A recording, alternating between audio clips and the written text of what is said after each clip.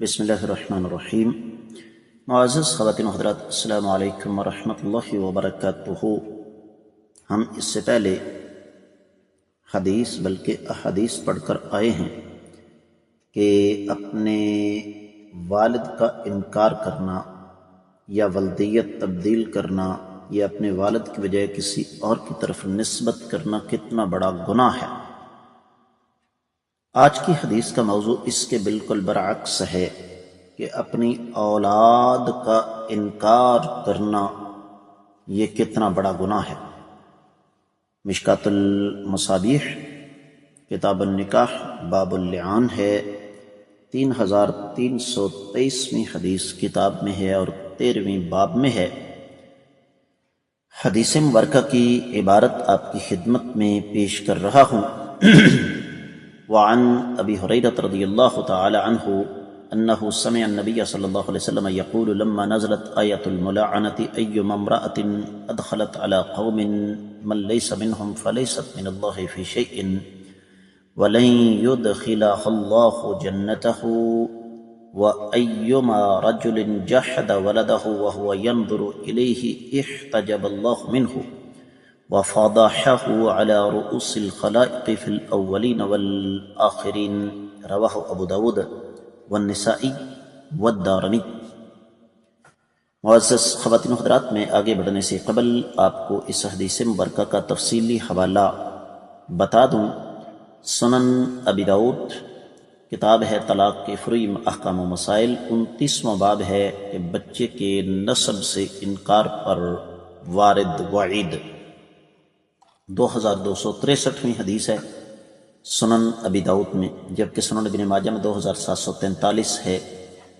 اور اس حدیث کے بارے میں اہل علم کے درمیان اختلاف ہے کہ اس حدیث کی سند کیسی ہے۔ بعد نے کہا جی اس حدیث کی سند میں عبداللہ بن یونس متفرد راوی ہے، لہذا یہ حدیث صحیح نہیں، لیکن حقیقت یہ ہے کہ اسی حدیث کو آج کے بلکہ ماضی کے بھی بہت سارے محدثین کرام نے قابل حجت قرار دیا۔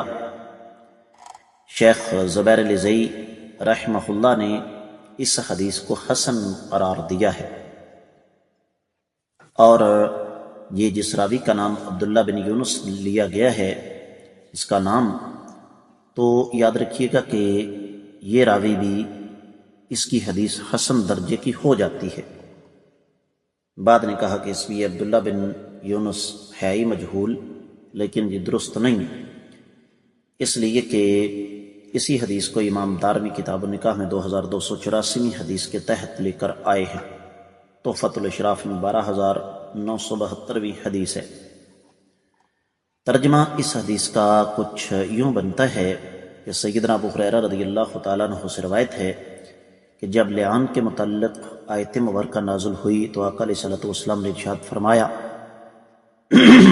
جو عورت اپنے بچے کو کسی ایسی قوم کا حصہ بتا دے جس قوم کے ساتھ اس بچے کا کوئی تعلق نہیں، تو ایسی عورت کی اللہ کے نزدیک کوئی عزت نہیں ہے اور اللہ تعالیٰ اسے جنت میں داخل نہیں فرمائیں گے۔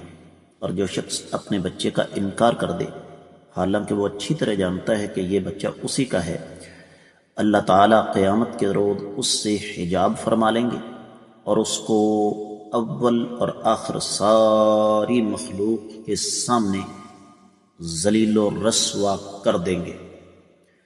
تو پہلی چیز تو ہم اس پر بات نہیں کرتے، اصل چیز کچھ اور ہے کہ بلکہ پہلی پر میں ایک جملہ آپ کے سامنے رکھوں گا کہ ایک عورت بچہ اس کا کسی اور نسل سے ہے، نسبت کسی اور نسل کی طرف کرتی ہے، تو یہ شرعاً حرام ہے۔ ایک بات ہو گئی۔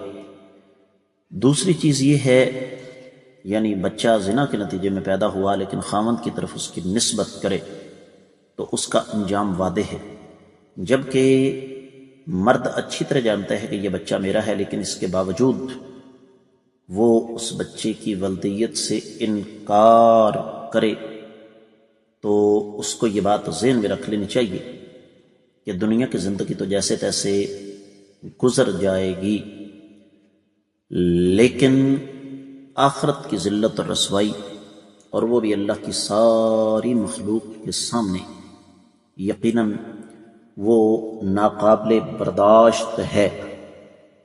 اور یہ میرے اور آپ کے لیے ایک بڑا درس ہے کہ ہم لوگ بسا اوقات چھوٹی چھوٹی باتوں پر اپنی آخرت کا سودا کر لیتے ہیں، اور بعد مرد، اللہ تعالیٰ ان کو ہدایت نصیب فرمائے، وہ صرف اور صرف اس وجہ سے اپنی بیویوں پر بد چلن ہونے کا الزام لگاتے ہیں کہ بیوی اس سے دبی رہے گی، دباؤ میں رہے گی۔ یہ حدیث مبارکہ ان تمام تر نظریات کی نفی کرتی ہے۔ تو ہمیں اپنا محاسبہ کرنا چاہیے اور اللہ سے ڈرتے ہوئے اپنے معاملات کا اثر نو جائزہ لینا چاہیے۔ اس کے ساتھ ہی آج کا حدیث کا سبق بھی مکمل ہوتا ہے۔